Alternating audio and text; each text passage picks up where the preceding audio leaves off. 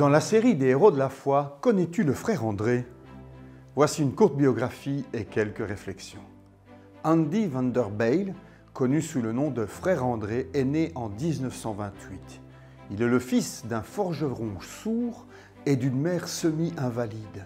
André était le troisième de 6 enfants et il vivait dans la plus petite maison d'un village des Pays-Bas. Dans le livre « Le contrebandier de Dieu », André décrit l'impact que la mort de son frère aîné a eu sur lui. Son frère était gravement handicapé et il est décédé alors qu'André n'avait que 11 ans. Il aurait tellement voulu mourir avec son frère. Enfant, frère André était espiègle et rêvait tout le temps d'aventure. Et lorsque l'Allemagne a envahi la Hollande, il s'est amusé avec ses amis du village à faire des farces à l'occupant. Sa soif d'aventure le conduira dans l'armée hollandaise à l'âge de 18 ans. Il deviendra un commando notoire dans ce qui deviendra plus tard l'Indochine. Les atrocités commises en tant que commando le hantaient en permanence et il développa un profond sentiment de culpabilité. Rien de ce qu'il faisait, que ce soit la boisson ou la bagarre, ne lui permit d'échapper à ce sentiment d'étouffer sous la culpabilité. Touché à la cheville au combat, à l'âge de 20 ans, son temps dans l'armée prit fin brutalement. À l'hôpital, alité, le témoignage d'amour des sœurs franciscaines qui servaient les malades et la conviction de son propre péché l'ont poussé à lire la Bible. Il commença à l'étudier assidûment en posant de nombreuses questions à son ami Thiel, qui lui avait écrit tout le long, tout le temps où il était à la guerre. André envoyait ces questions à Thiel qui, à son tour, cherchait des réponses auprès de son pasteur ou dans les livres. À l'hôpital, ses recherches dans la Bible ne l'ont pourtant pas conduit à donner sa vie à Dieu. De retour à la maison, infirme, dans sa vieille ville, la vie d'André était vide. Il n'avait pas trouvé l'aventure qu'il cherchait. Cependant, sa soif de Dieu ne faisait que grandir.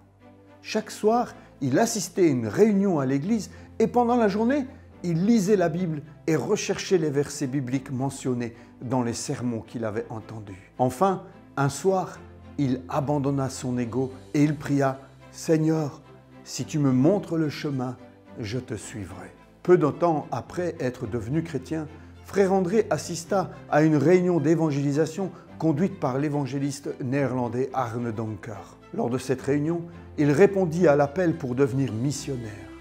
Cet appel à partager la bonne nouvelle du salut commença d'abord dans sa propre maison et dans son village, où il organisa avec un ami une campagne d'évangélisation.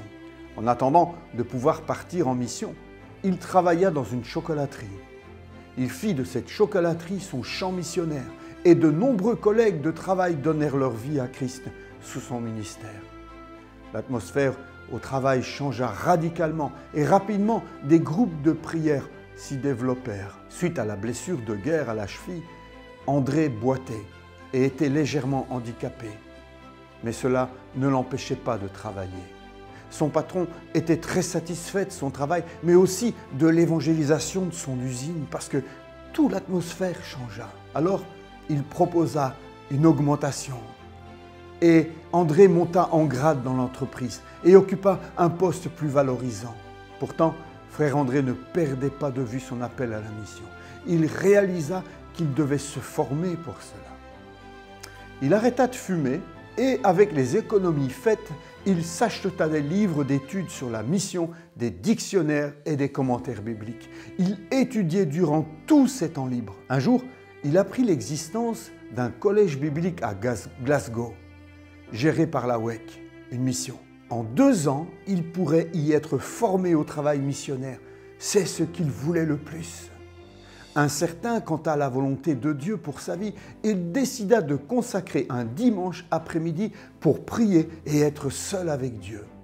C'est dans ce moment qu'il comprit qu'il avait besoin de dire oui à Dieu par rapport à l'appel pour le servir.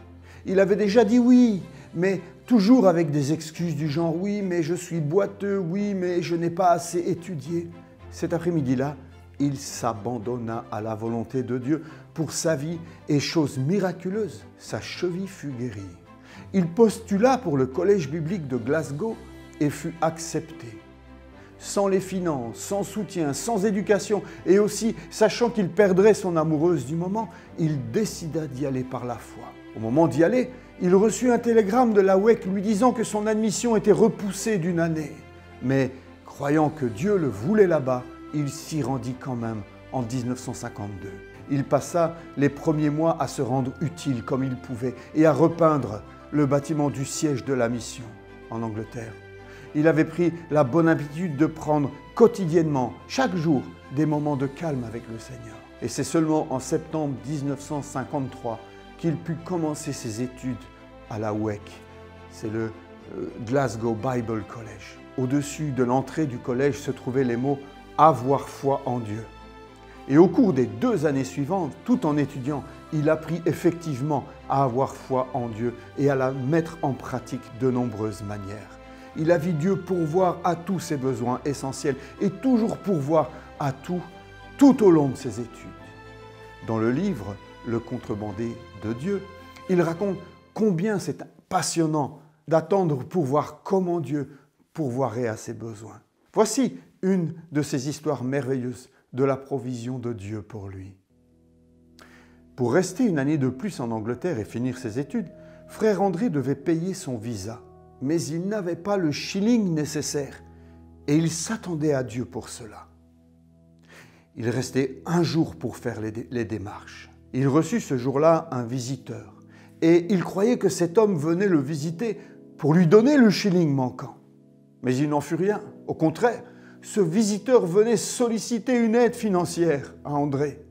André lui expliqua qu'il n'avait pas le sou, mais tout en lui expliquant cela, il vit un shilling sur le sol, il le ramassa et il décida par la foi de l'offrir au visiteur au lieu de le garder pour lui. Il était convaincu d'avoir fait ce qui était juste. Et quelques minutes plus tard, il reçut une lettre qui contenait 30 shillings. Dieu avait pourvu de manière royale à sa manière. Ses études bibliques terminées en 1955, Dieu guida frère André pour qu'il participe à un voyage sur Varsovie en Pologne organisé par des communistes.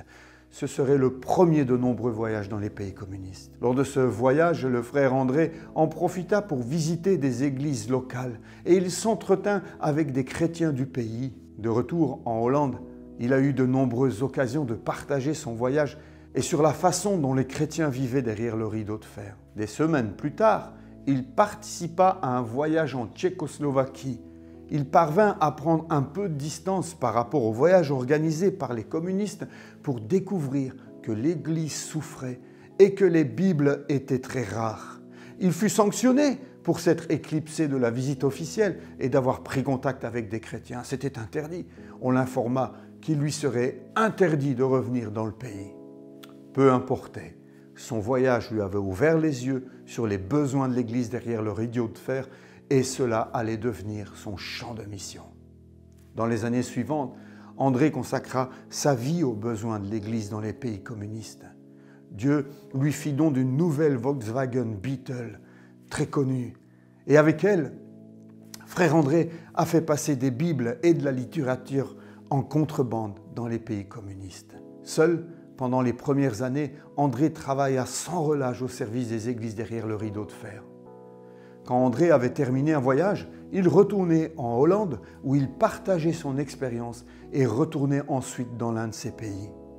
Chaque voyage était plein d'histoires sur la façon dont Dieu avait miraculeusement pourvu et conduit André à rencontrer des croyants sincères. Avec le temps, même si servir Dieu de cette manière était passionnant, André se sentait seul et voulait se marier. Dans le livre déjà cité, il décrit comment par 3 fois il a prié pour cela.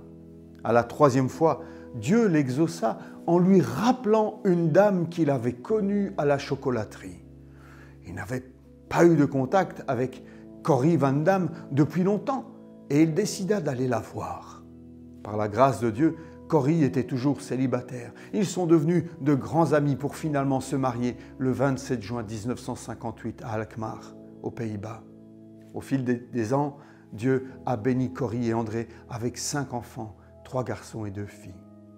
Frère André continua à servir Dieu derrière le rideau de fer, mais il devint vite évident qu'il lui fallait des renforts. Petit à petit, d'autres passeurs de Bible se joignèrent à lui pour bénir les églises de l'Est. Ainsi, après des débuts solitaires, une équipe se met en place autour de Frère André pour devenir quelques années plus tard une structure internationale très efficace et très active encore aujourd'hui appelée Mission Portes Ouvertes. Lorsque dans les années 60, les portes de l'Europe communiste commencèrent à s'ouvrir, Frère André concentra ses efforts sur les églises du Moyen-Orient et du monde islamique. Frère André est encore en vie. Il a fêté en mai dernier son 92e anniversaire. Et son amour pour les chrétiens persécutés dans le monde ne tarit pas. Voici quelques réflexions que sa vie m'a inspiré. Son histoire m'inspire énormément de respect d'abord. Le moins qu'on puisse dire, c'est qu'il n'a pas eu froid aux yeux. Il a osé défier les gardes-frontières communistes pour passer des Bibles en risquant la prison. Il était motivé par son amour pour Dieu, mais aussi par sa compassion pour ces chrétiens persécutés, privés de la parole de Dieu. Est-ce que nous réalisons le privilège que nous avons de pouvoir la lire librement? Encore une fois, cette biographie nous montre ce que Dieu est capable de faire avec un peu d'obéissance de notre part. C'est quand Frère André a dit oui sans les nombreux petits mais que nous ajoutons derrière que Dieu a pu utiliser puissamment cet homme. Sache que avec ton oui total, Dieu peut faire de toi un héros de la foi. Dans la description de la vidéo ci-dessous, prenez le temps de découvrir l'équipe qui permet la publication de ces capsules. Un merci particulier à Manu et ses collaborateurs qui mettent tout leur cœur à la réalisation de ces capsules. Je joins également quelques liens vers ces livres disponibles en français et un lien YouTube vers un dessin animé pour les enfants qui décrit les aventures du Frère André. Si vous avez aimé, je vous invite à partager le plus possible pour faire connaître au monde ces héros de la foi et Jésus, le héros qui les a motivés. Gloire à Dieu pour ce héros de la foi.